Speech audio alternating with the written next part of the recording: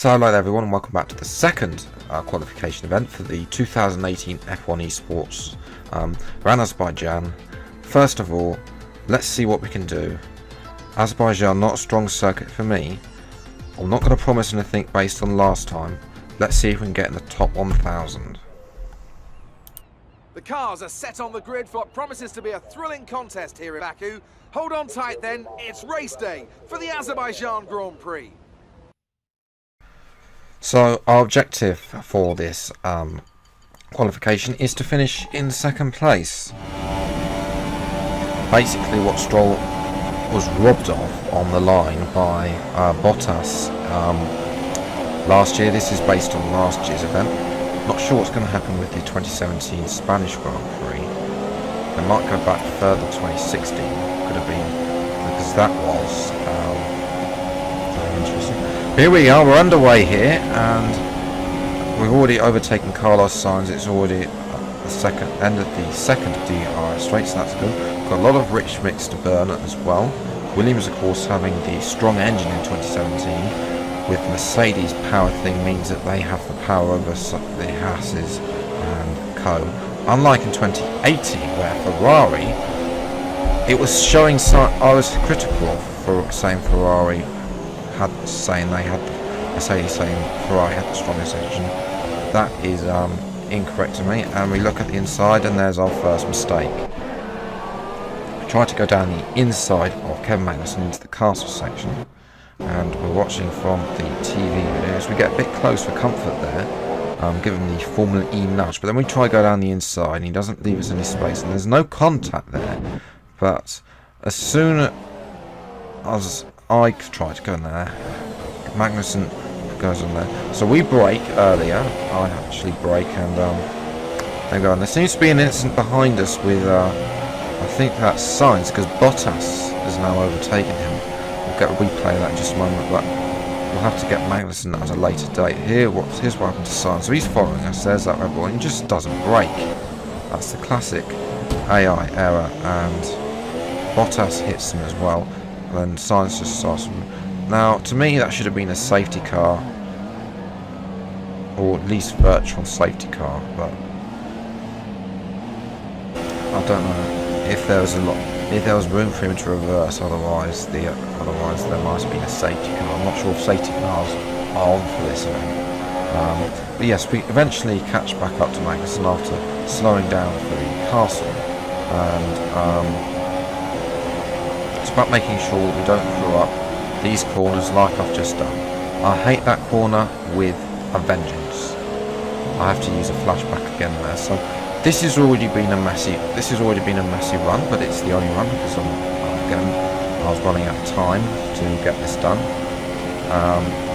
So yeah, it's definitely more concentration on making sure I don't use any flashbacks, making sure I'm more consistent with my racing. I think that will definitely help.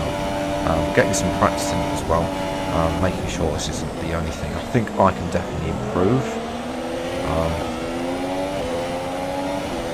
So I'm not. After seeing those two flashbacks, I'm going to say that my chances of being we're going to be outside the top 1,000 now at the end, because you get 1,000 points if you lucky on that flashback, and I've just used 2 of them. So I think we're going to drop out, unfortunately there. But we are catching up to Magnussen. One thing I didn't mention, of course, is that Hamilton and Vettel came into the pits at the end of the previous lap. Now, those of you who remember back to last year's race will remember that Hamilton got the black and orange flag because we're going to go down the inside of Magnussen. Nice little dive bomb there, and that was an easy move. Here's a little bit of a replay. I'm using these fixed cameras. This is what I like about street circuits, where you see these overhead cameras as well. You see more than just the side view cameras, but that was an easy overtake. Ocon is up next for us. Yes, I was going back to saying apologies there. It will come back to me, if not I'll mention it again in a later video. But I've just reviewed the recording and found out what I was missing. Apologies again for that.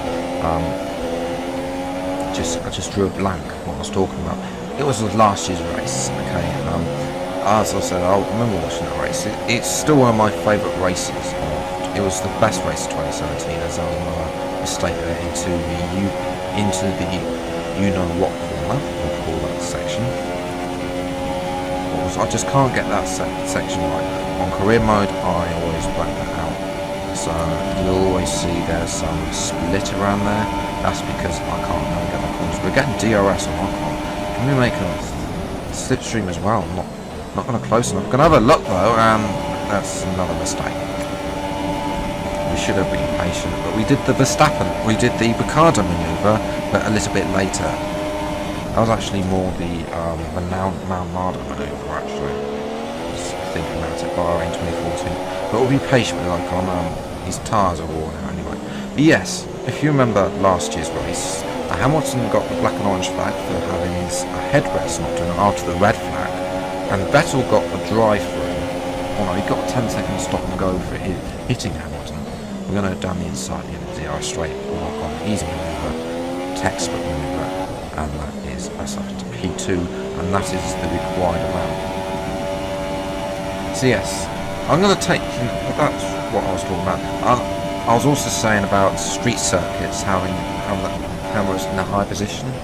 I like that because we all like the aerial photos, but obviously we have to see we can't always see that. But having a fixed position up above that isn't on the thing just provides a different perspective to the racing than the usual cameras that is on the pilot or on a man standing on the top of a crane. But one of those lifting transport things that takes you up and down. I don't know what the names are officially, but sure you don't. Let me know in the comments if you do. Anyway, on to the last lap, and Bottas, I don't know if he got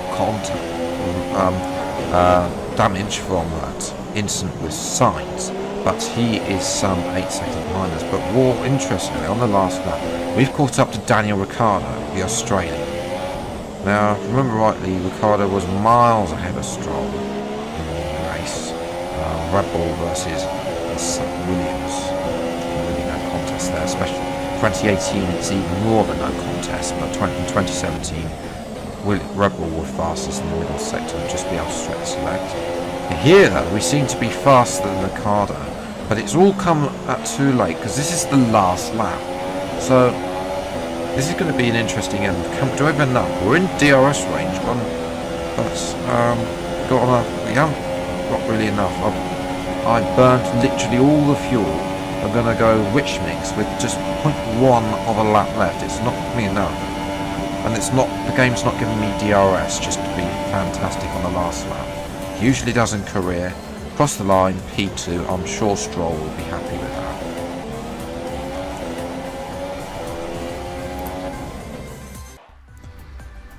So let's have a look at our score. It is 194,742 points, which is still another 70,000 points shy off the leader. So don't expect me ever to qualify for this, but I'm getting better. That's definitely more points that I scored in China.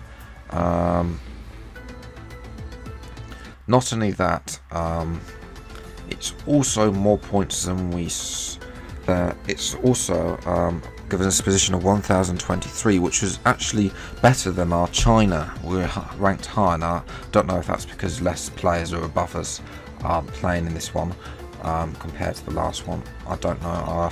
You can compare the videos and make that decision. But for me, I felt that was a better performance in Azerbaijan than in China.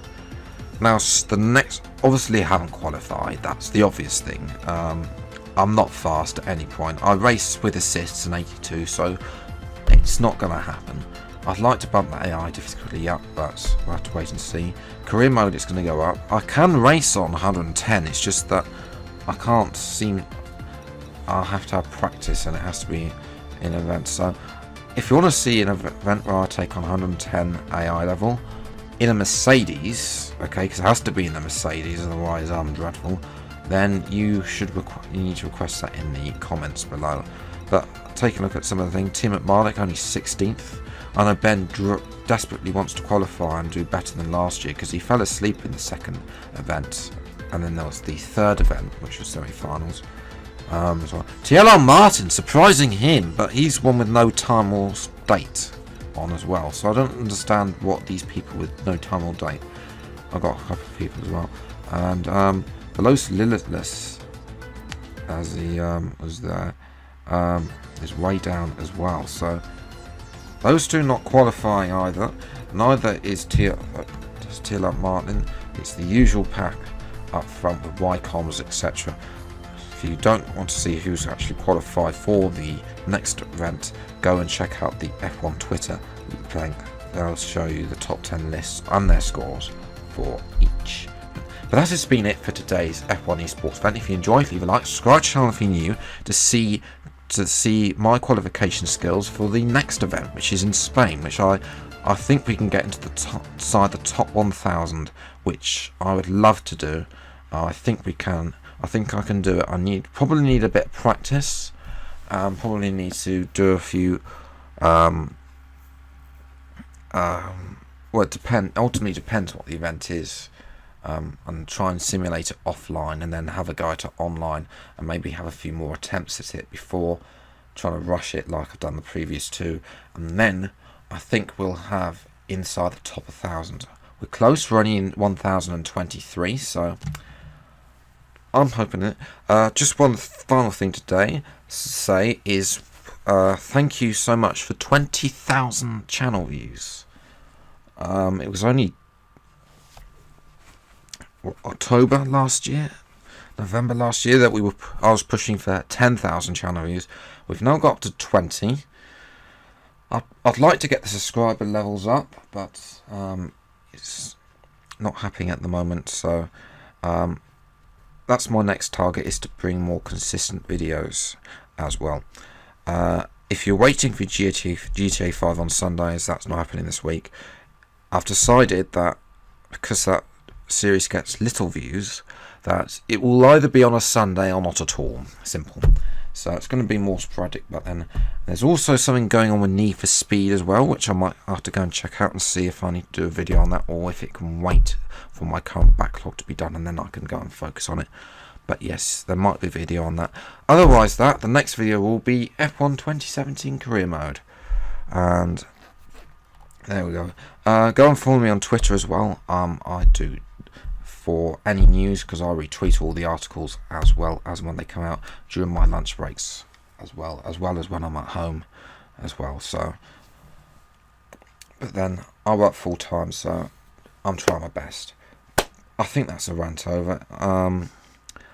If you've got any tips that you want to give me for consistency, I will be open to that. I'm using a pad with all the assists, so, and I don't have the time because I work full time. If I was, let's say, a student or somebody who had more time, then I would have to, then I would spend that time not only be able to make videos, but also to be able to practice and get, to really get more practiced and be able to perform better. And I'm sure I'd be quicker if I have to practice. Team at Marduk started on a pad, so they all pretty much the whole entire community started on a pad with all assists. So if they can do it, why can't I? But I don't have the time with a full-time job and an hour's commute on top of that as well. So there we go. Maybe one day in the future I'll get some time to actually sit down and actually regularly practice, but who knows. Anyway, I've ranted on for about 3 minutes more than the action. I've already mentioned it to leave a like and subscribe. I'd really appreciate it. As I said, I've pretty much said what is going to happen for the rest of this week, and I'm going to leave it there. Details of getting in touch are on screen now, and I'm going to be quiet and let you enjoy the rest of your day. I know it's 8:45 as I'm currently finishing recording this, so if you're watching this tomorrow on Thursday, hopefully you've enjoyed the rest of your day, and I'll see you next time. Take care and goodbye.